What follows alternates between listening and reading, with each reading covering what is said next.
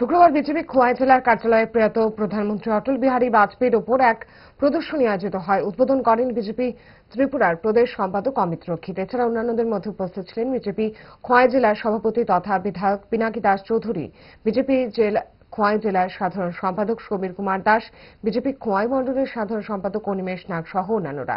এরপর এক বৃক্ষরোপণ কর্মসূচি আয়োজিত হয়। এছাড়াও খোয়াইতে বেশ কয়েকটি কর্মসূচিতে যোগ দেন প্রদেশ সম্পাদক অমিত রক্ষিত।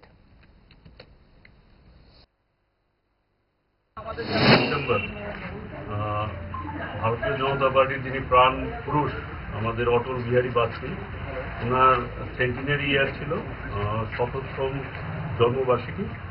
তো সেই উপলক্ষে সারা রাজ্যে আমাদের প্রত্যেকটা বিধানসভায়, আমাদের মণ্ডলে প্রত্যেকটা বুথে ওনার জন্মদিন পালিত হয়েছে। ওনার প্রতিকৃতিতে পুষ্পার্ঘ্যের মাধ্যমে, ওনার জীবনের কর্মজীবন নিয়ে আলোচনার মাধ্যমে এবং জেলায় জেলায় ওনার ওনার রাজনৈতিক জীবন এবং ওনার কর্ম নিয়ে এক্সিবিশন আমরা শোকেস করেছি প্রত্যেকটা জেলা কার্যালয়ে।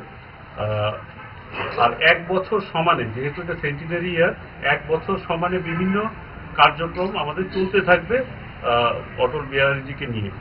তো সেই ক্রমে আজকে খোয়াই জেলা কার্যালয়েও ওনার কর্মজীবন নিয়ে আমরা একটা প্রদর্শনীর আয়োজন করেছি, যেখানে আমাদের সঙ্গে আমাদের জেলার সভাপতির ভাই পিনাকি দাস চৌধুরীও আছেন, আমাদের দলীয় নেতৃত্বরা কর্মীরাও আছেন।